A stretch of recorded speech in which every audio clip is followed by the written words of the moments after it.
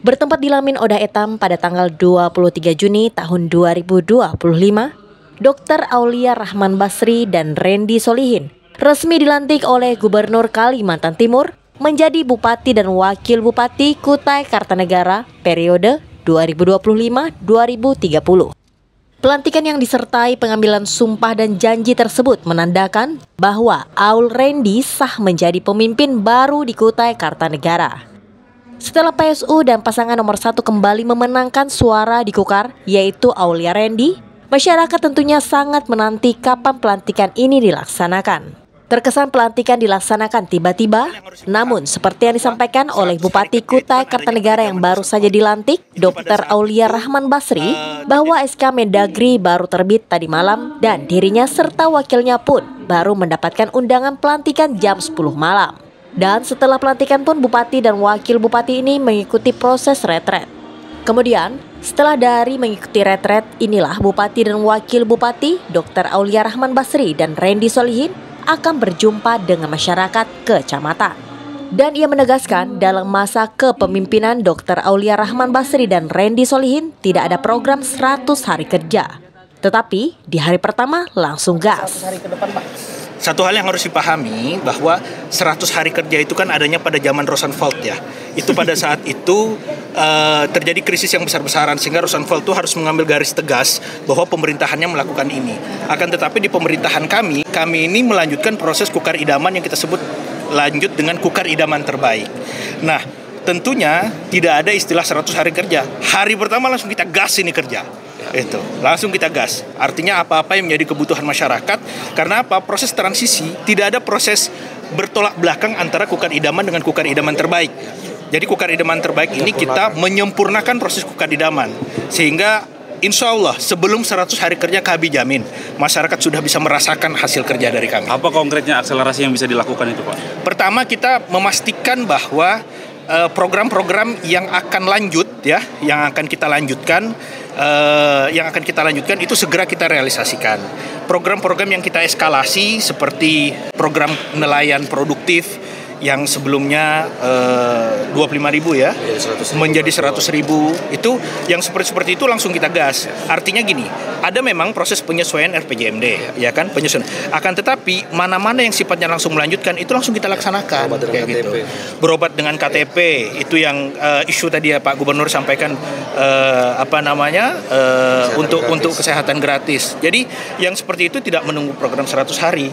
Jadi makanya kalau ditanya 100 hari, kami ini tidak mengadakan program 100 hari. Karena apa? Karena ini sifatnya menyempurnakan program dari kukar idaman terbaik. Tidak ada gap antara kukar idaman dengan kukar idaman terbaik. Komitmen dukungan anggaran tadi ada persesuaian RPJMD apa gimana yang sudah dikomunikasikan dengan Pak Edi misalnya?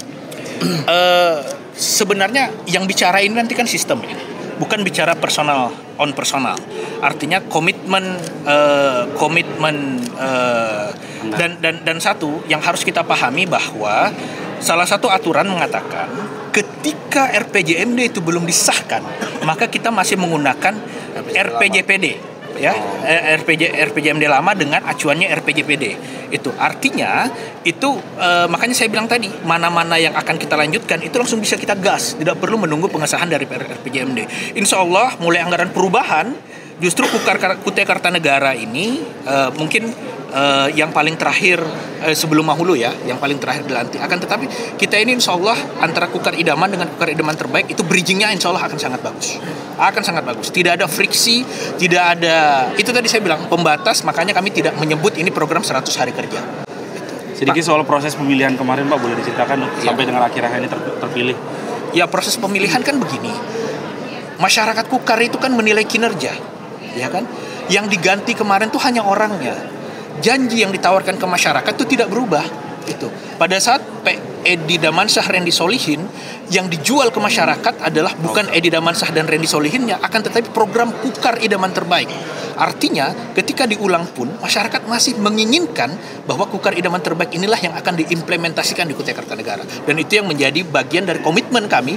Bagaimana caranya, bagaimana konkretnya nanti itu bagaimana konkretnya nanti itu kukar idaman terbaik ini segera akan terjun ke masyarakat. Justru yang saya pengen lakukan sekarang sebenarnya kalau saya masih punya waktu misalnya berangkat 3 hari lagi atau apa, orang pertama yang saya temui adalah kawan-kawan pers. Karena apa? Kawan-kawan pers ini adalah penyambung lidah rakyat. Kawan-kawan lah yang paham dengan apa permasalahan sebenarnya yang ada di masyarakat.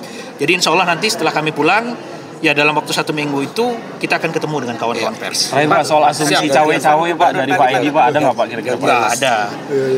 Nggak ada Pak ya? Nggak ada. Pak, terkait dengan pesan gubernur tadi terkait dengan infrastruktur sendiri Pak. Pesan Iya, gubernur tadi. kan begini, infrastruktur ini kan salah satu cara kita bagaimana meningkatkan produktivitas di masyarakat.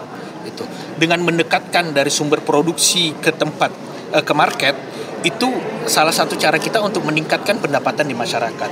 Infrastruktur kalau Kutai Kartanegara sebenarnya dari segi mapping kita sudah cukup baik. Kenapa? Karena kita sudah memetakan mana ini jalan utama, mana ini jalan lingkungan, mana ini jalan pedesaan, mana ini jalan lingkungan. Ini kita sudah terpetakan dengan baik. Akan tetapi memang PR kita di Kutai Kartanegara itu untuk masalah infrastruktur ya Pak Wabubnya luas wilayah kita. Luas wilayah. Pak Wabub sendiri, Pak Wabub ini kan jago hitung-hitungan. Beliau ini sudah ngitung kalau kita mau bereskan semua itu infrastruktur ada angkanya. 40 triliun kita Pak Wabub. Tapi insya Allah kita akan masuk dengan skala-skala prioritas, mana jalan-jalan utama itu akan segera kita tuntaskan. Dan memang Pak Gubernur dan Pak Wakil Gubernur itu berkomitmen juga untuk bersama-sama kita untuk menuntaskan permasalahan jalan ini. Pak, selain kesehatan gratis, program apa diselarikan dengan pemerintah provinsi Pak? Banyak. Perlengkapan sekolah Jadi, gratis. iya, jadi semua komitmen kita dengan pemerintahan provinsi, mana-mana yang inline kita akan kerjakan bareng-bareng. Toh provinsi juga lokusnya ada di kabupaten kota kok. Mirip semua. Iya, kabupaten kota. Bang, terkait serapan anggaran yang masih serapan anggaran yang masih rendah, kira-kira ada solusi nggak Bang? Apalagi kan dana Serapan transfer dari anggaran pusat. kita sebenarnya ya kalau kita mau buka lagi, kami sempat sedikit berdiskusi dengan teman-teman di OPD. Makanya ini lepas ini kami mohon waktu juga sebentar, agak cepat. Karena apa? Karena kami mau ketemu Pak Sekda, karena kami ikut retret dalam waktu 1 minggu. Otomatis Pak Sekda akan merapikan hal-hal yang sudah kita ini kan. Yang kami dapatkan informasi itu serapan fisik kita lumayan besar, serapan keuangan yang kita agak rendah. Nah ini nanti coba kita cari gapnya kan. Kami karena belum menjabat belum bisa nelisik lebih dalam. Nah nanti kalau sudah bisa nelisik lebih dalam nanti kita berdiskusi lagi.